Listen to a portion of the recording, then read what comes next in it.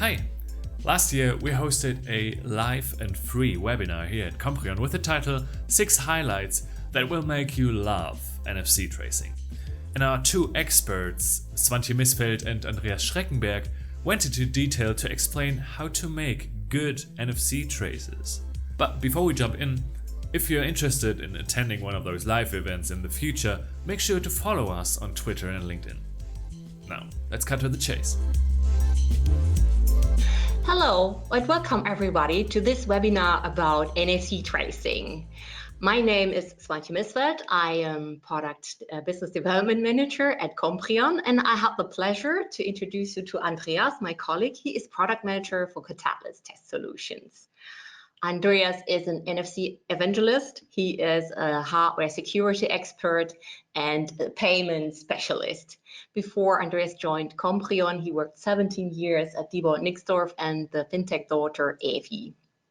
Andreas, thank you so much for joining me. Thank you, Swantje. Thank you. I'm really keen that you invited me today, and I think we have some really nice features to explain, some news that you can expect from us in the upcoming minutes.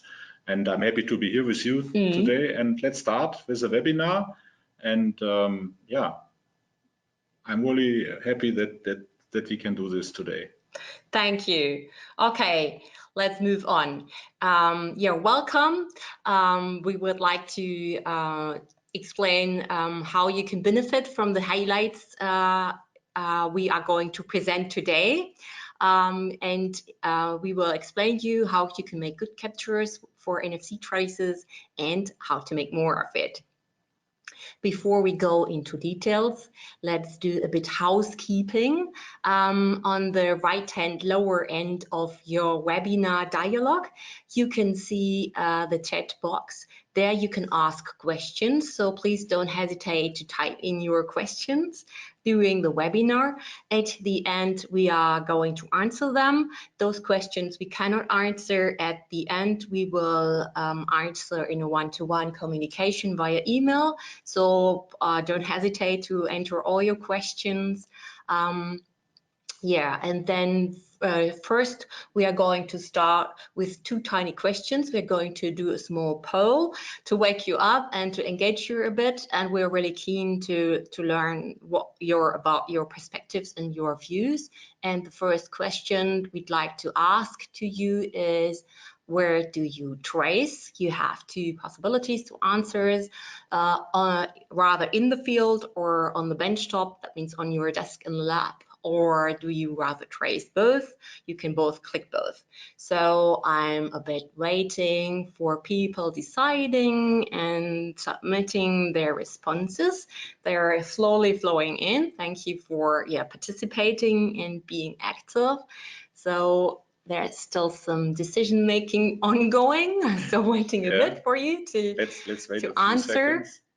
Yeah, I think that most people are done now. So 3, 2, 1. I'm going to close the poll now. Thank you for all your participation and all your responses. Now we can see this is a bit red race. Interesting. Close, very close. Very close. Yeah. So. Yeah. So we have 67% in the field and 78% on the benchtop. So I think we can quite make this is a dual here. It's a bit split. It's a dual approach, I think. So yeah, thank you very much for this. And then there's another small question which I'd like to ask you. How would you like to control your tracer? Would you like to have, or do you prefer to use an app on the smartphone or a command line interface, or would you like to take both? So I have launched the poll now. I'm waiting for your responses. Very interesting. Okay. Still moving, still people participating. Quite interesting. This is it seems to be a completely different picture now. I think people are done now. I close the poll in 3, 2, 1. I close it. and I share the results with you. Now we have a split between app usage and to have the possibility to use both. No one wants to have a command line tool only. Very helpful, very interesting, and I think we are going to adopt the presentation accordingly and explain what we are at. Okay, thank you very much. So I'm going to close the poll now, and then let's move on to the first highlight we'd like to present to you. Okay, if you have a tracer for the field and you need to make use of it very often, it should be quite small. So imagine you have a deck of cards, and this can be put into any pocket, shirt or trousers, and that's a very comfortable thing to carry around. Imagine you get a tracer which has this size, which is in the comparable shape of a deck of cards. That is our trace case. And Andreas, would you like to explain the other variant? Yeah, let me explain a little bit about the trace case fit. So this is another variant that we created. So we saw that there is a demand for really more handy use. So that means for the generic, it's sometimes a little bit clumsy how to position the antenna with a card, with a terminal. So we created the trace case fit. So all the electronics is embedded in a smartphone cover. And yeah, it looks from the outside, it looks like a big battery pack. It's discrete and it's all embedded in one device. Yeah? So that's really a cool option that you have. I don't know if everybody is aware of this trace case fit, but I think it's really something that makes it very, very handy to use. Yeah. Thank you for explaining this example. And then it's dedicated for use of mobile wallets. I think that's also important. It's a trend that we see right now in the smart post devices. So the mobile becomes the next generation terminal. There's a big trend that, especially for the small and medium-sized businesses, that smartphones become the terminal itself. So I think that's well suited. Our trace case fit is well suited also for these use cases. Okay, so good example. Wow, how to make good traces with a mini tracer. Okay, then let's move on to the next highlight I'd like to explain to you. That is about using an app. So in the poll, we have seen that 57% of the participants, they like to use an app. And I think, I like it as well because you're very familiar with your smartphone and you know how to use it. And then it's very, very comfortable to drive the device with an app. The app, we said, has a lot of possibilities, and you can distribute this for free, so it saves a lot of money, and you don't need a huge workstation with a lot of software on this. And if the app is created like that, you can come up with a simple yet stable or robust configuration which helps you to cover the most cases in the field to get good traces in a broad range of your occasions. And let me again maybe highlight this again. So the app comes really for free. So 4 times per year, every quarter, we do an upgrade of the app. It's for free. It's you don't need a maintenance contract or something like that. You get all the additional features that our team programs via the app stores for free, and that's really a good thing, I think, because tomorrow we will do our next release with some new features, especially the ISO 15693, the NFC support. It comes with the app for free for everybody, and that's, I think, a good thing. Yeah, it's a good deal, I think so. And then there's also one other aspect for using an app. You have the chance to share data very easily. So this is very helpful to use a PDF report in human readable format to share your results with partners or with experts or back on the lab with some colleagues or service providers very easily. And that way you can check whether you want to redo some traces or they say that's good for us, we can use this. Okay, That's third highlight. Thank you for explaining this. Is there also an example you can give us how you can make use of an app very smartly? Yeah, indeed, there is. So, for example, you are a chip maker. You have your silicon, and you distribute the silicon to customers in Asia, and your headquarters on somewhere in Europe. And yeah, you have to send your application engineers across the world. So, but your experts are at the headquarters. So the trace case is really suited to be used at the customer side, get the traces also from people that are not so skilled. Yeah, so it can be done by everybody. It's really easy to use the app, and then you send the traces back to your headquarters and for further analysis. Yeah, that's the intention. And we have integrated a quality check, an analyzer who helps you a little bit if the trace is a good trace or a bad trace. Some simple rules to do the quality check. If you have incomplete APDUs, for example, then Vigio can filter out those sessions, and yeah, that helps a lot. Yeah, we're only announcing one of the further highlights. Yeah, thank you, Andreas. So it also reduces your the carbon footprint if you don't travel too much, does it? That's true. It saves time and money. A lot, yes. Okay, then I'd like to move on to the next highlight. That is about adding metadata. We've given the headline pictures worth 1,000 words. So when you are doing a tracing session in the field, the traces can pile up easily. You have 20 or more files, and then sometimes it's hard to remember what exactly was this trace. Was this a group of traces to get more statistics, or where exactly has this trace been taken? Was it good or bad? What type of terminal has been used maybe?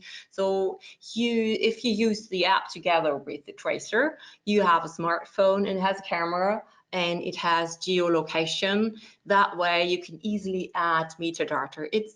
I compare it a little bit like vacation photos. If you see the picture, the photograph, then all the memory comes up. Oh, it was this situation and this and that was taking place. So it helps you a lot to manage efficiently your captures, which can be a lot of. Or you just have a big they pile up on the smartphone and you want to go back to some older traces saying I must have something taken there and there with this issue or so. That way you can really efficiently manage all your captures. Okay, and then if you have really something very specific, you can also add a note that's within the app. Yeah, everything is embedded in the trace itself, and it will not getting lost, this information. That's the thing. Okay, thank you. Then we move on to the next highlight. We have tried to point, you indicated this already, we have tried to point out how to make good traces and without being the NFC guru. And here, if you have a tracer, make sure it comes with some support. So what we have, what we suggest and what we have is to have a pre-analysis of the communication exchange. If you trace the communication, you have to parse and analyze it to make it human readable, and then you get information about the quality of the trace. Is a pair of command and response complete? Are there any incomplete frames? What about the inherent quality of this trace? And if you're not the expert, why not leave it to the device and the software to evaluate and to automate evaluation of standard questions which pop up usually when you take an hour of capture. It's a simple quality check. Imagine the possibilities in the future with the upgrades. Potentially we can also use artificial intelligence algorithms, whatever. We have integrated a very simple algorithms to do this quality check, but with the upgrade mechanism of the app, you nearly have endless possibilities. Yeah. So what you see here on the screen is an example of how you can filter your data. That way you can easily go to those sessions which are good and say, I want to have complete trace of everything. Or you can also explicitly go to those sessions which seem to be incomplete and have to have some issues or some problems. So this, either way, you speed up to work with the results you have been able to generate. And I think in quality assurance, or if you really have something in the field with a strange behavior of a card or a smartphone and you want to sort this out fast because someone is complaining, then this is really helpful to speed up your analysis and your support. Mm-hmm. Yeah, okay, and then analysis is a good keyword to move on to the next highlight. So what we recommend, if you have a mini tracer, take not only digital data, but also capture analog signals. We have here an example of the envelope taken. So why is this so important to take analog data as well? I think we will move on to an example. Would you like to explain this a bit? I think it's quite an unusual feature. Yeah, it's not usual in the market. So I would like to emphasize how important it is, because the quality of the analog front end decides everything, I would say, for a tracer. So we have a software-defined radio approach with an FPGA. We can do the processing, we can update the processing to further standards or further protocols in later steps. Also, this is updatable via the app. And yeah, the analog data is really important. You have an architecture with an antenna, with a magnetic field, and all this has to be adjusted, and it's always a source for problems. And all these things you see in the analog trace very well. And also our oscilloscope or analog oscilloscope on the PC, you can view the analog data with the oscilloscope, and you see the overshoots and undershoots. You see the timings, you see the envelope, the waveform. Yeah, that's important to judge on the signal. Some signals. Yeah, and then later on you can have a correlation to the problem in the protocols. Yeah. How true. Okay. Yeah, and we also have a example. I think we have a use case from a customer to highlight and explain a bit further why this is so important or so interesting and so helpful. So we have a customer with an employee ID. That means they use a smartphone to enter the building and to, for instance, start the copy machine. So there was one smartphone not working at the entrance. So you might say, yeah, this is one smartphone. So what? But it was a smartphone. So things got a bit interesting and tense and tricky. And we went there to take traces. And at the first sight, these traces look quite okay. So the protocols, that was all fine. But still, boss's phone did not open the door. So we took a further look and analyzed the analog traces. And there we found out that the reader at the entrance was slightly out of standards. So it closed the communication to the smartphone too fast. So smartphones often send waiting extensions. And at some point, the reader closed the communication saying this counterpart is dead. And therefore, yeah, the access control failed for this smartphone. It couldn't open the door. And yeah, we found out what the root cause was. It was easy to reconfigure the reader at the door to give more and correct timings according to the standards and to the limits set out. And yeah, this solved the issue. So therefore, you can see that sometimes it's very, very helpful to have deeper information and to get also access to the physical layer captures. Right. Okay, then the sixth highlight, the last part here of the presentation, which is from my side also the most interesting and fascinating part here, is about toolbox. So we call it toolbox. This is an access to the device, to the tracer via command line interface. This way, you can not only use this in the field, but you reuse the tracer in your lab environment. And this helps you to automate your traces. So if we made it available via command line interface, because that way you can use it into any operating system, in any environment, and also in any toolchain, because this is very easy to integrate this to your existing toolchain or to build a toolchain around if you don't have. And that way you can use it, for instance, with command prompt for Windows or PowerShell, or you can use it with terminal and Mac environments, or even Bash. Okay, and what you usually do in using the command line interface, there's two big parts. The one part is control, and the second part is convert, where control starts, stops, and downloads your traces. So you really operate the tracer to make traces in an automated way. For instance, if you have regression testing and you want to trace continuously and repeatedly in your application or with various setups, that's very comfortable to use it that way.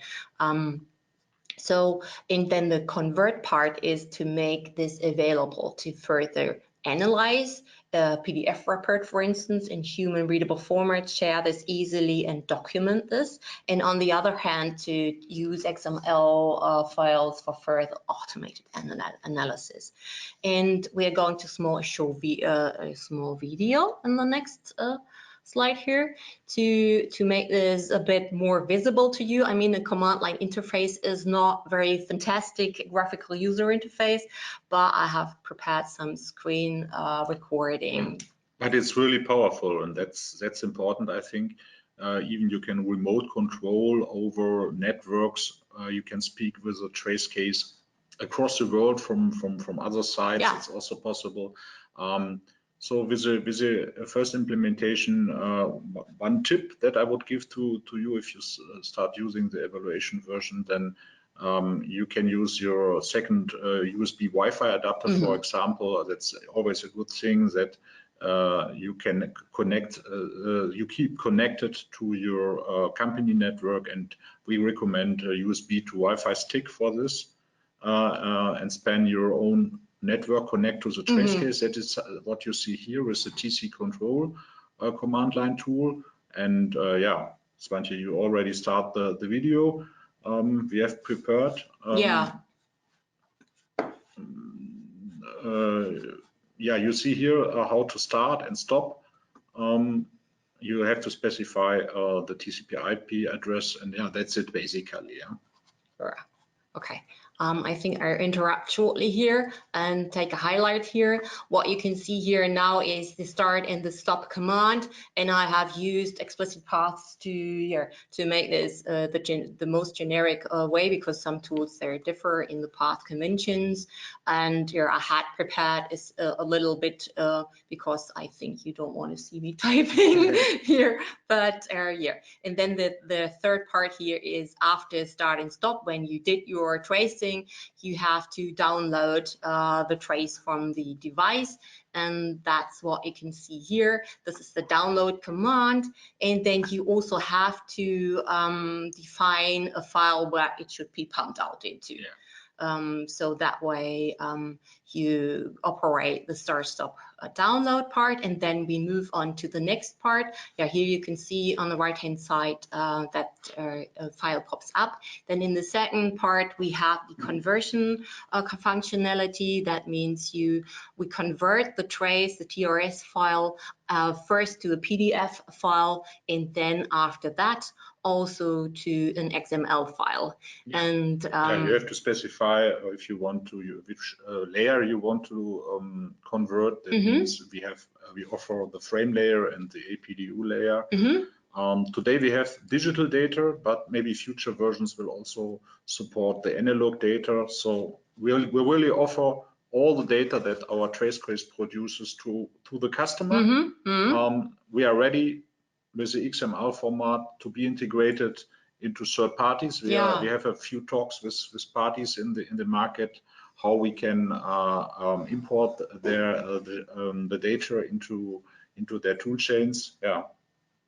Okay. And of course, with the XML, you get the timing information, the processing time. That's really the important thing. That's the reason why you need a tracer. Yeah. the data maybe you get through some other channels, but the exact timing, that's unique, that you need. Therefore, you need a tracer like TraceCase. Yes, sometimes that's an important asset. I have here an example of a PDF file. So this makes it in human readable format, and you get, if you click in your PDF, you get more details about the parsing and the content here. I'd like to highlight here that you get some delay times. These times are the timing between end of a command of a reader and start of the response of a card. So this is very important for EMVCo level 1 compliance, for instance, but sometimes you need more details. For instance, you need the complete timing of a transaction. And now I have here an example of an XML file. Don't go into details, it's just the impression. I just like to highlight two things. You get a very detailed set of information which enables you to analyze and automate analysis of your traces in the way you like to. So you get all the details we can get out of there. We enter into the XML file, we pump this out there, and then you also get a quality control here. So you can see here there's an incomplete frame highlighted, that an incomplete APDU highlighted. So you get some evaluation automatically already. This helps to speed up analysis. Well, it's not just that we are not able to make good XML files. We also bad XML files. We also have complete XML files just to make this complete. So yeah, you don't want to look at this because that's very confusing maybe and a lot of details. What can you do with an XML file? You can put this into a Python script, for instance, or into any tool you prefer to use for further and automated analysis. So what I'd like to take here is an example of a Python script which calculates the so-called tariff times. Tariff times is the transmission time of a payment transaction according to Book A from EMVCo. So this is a very more common example where you need exact timings and why you have to pay attention on. Whereas the card has a budget of 400 milliseconds, the terminal has a budget of 100 milliseconds. So it's very important to check that your payment terminal is compliant and is performant enough to comply here. So this is not about the details we have shown here. It's about how you can use and how you can automate your analysis using and adding this command line interface to the mini tracer you have already.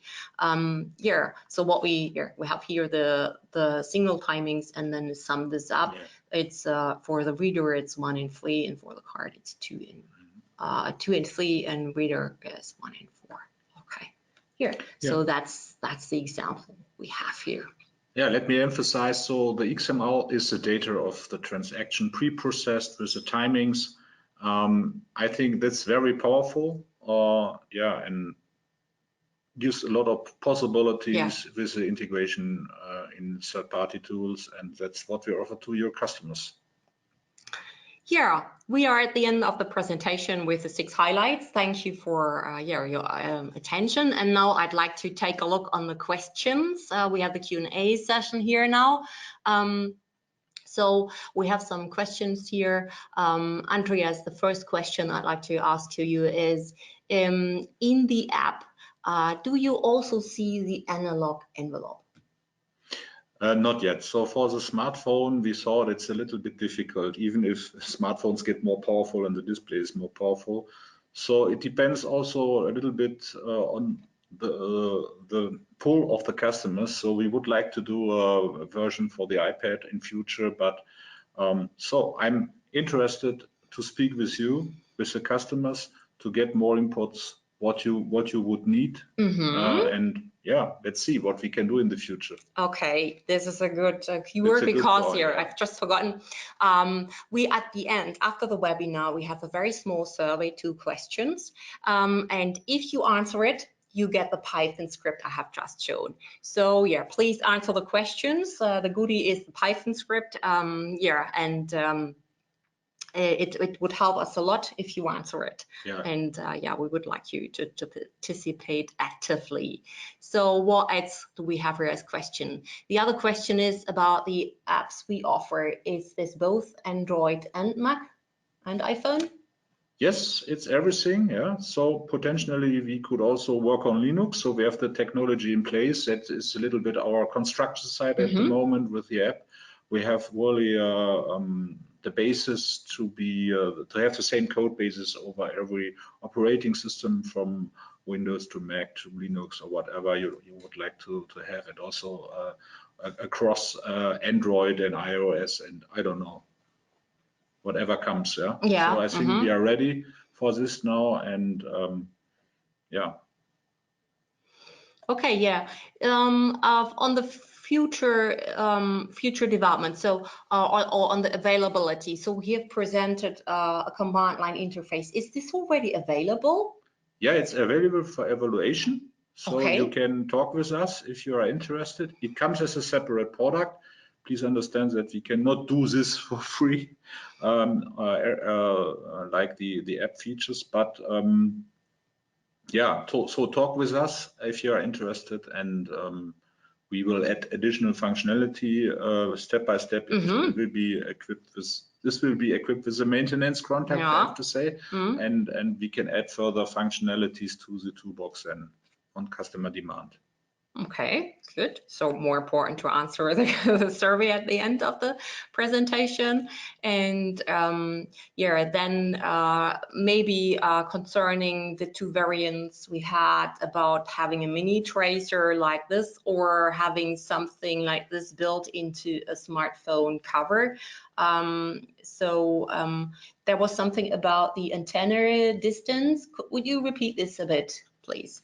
Yeah, I can do. So for to get reliable traces at the end, you need to a fixed position of the tracing antenna. You need to fix this, and this is can be more easily done with the trace case fit. It's always difficult to hold the antenna with the trace case generic, and yeah, therefore we recommend the trace case fit. You can also customize the trace case fit.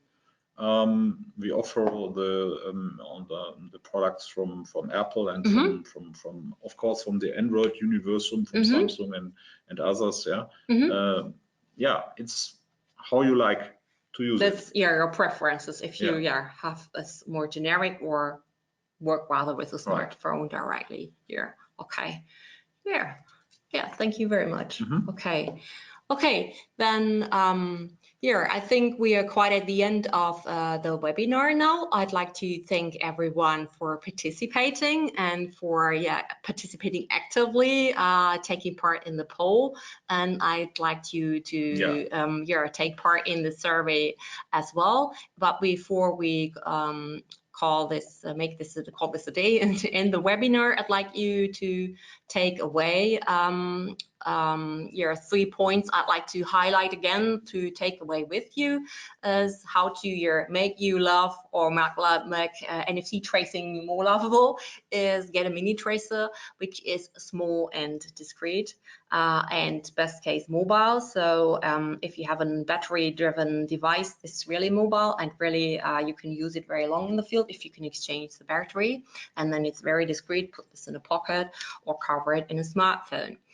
And then secondly, which is simple to use for both analog and digital. So if you have a tracer which has a configuration and parameter setting covering a big range of communication properties, this is very helpful. You don't need to be the expert to take traces. You don't need to go into parameter settings endlessly trying this works or this doesn't work, because if you have a tracer which has been pre-configured by experience, a broad range of participants and technologies or typical properties of NFC communication in the market, then you can use it right away, and also use it with analog.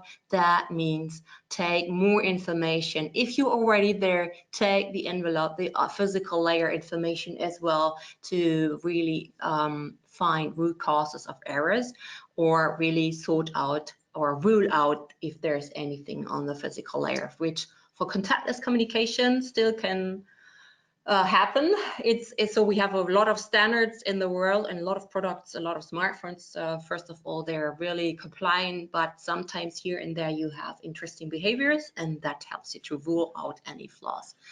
Last but not least, I would like to mention that we have updated our website also with the latest data sheets. We have updated, we have put all the manuals online, and very important, in the next days we will release our next version of the app and also of the trace case viewer with the NFC support. It's a major feature. Also some other features will come, so stay tuned.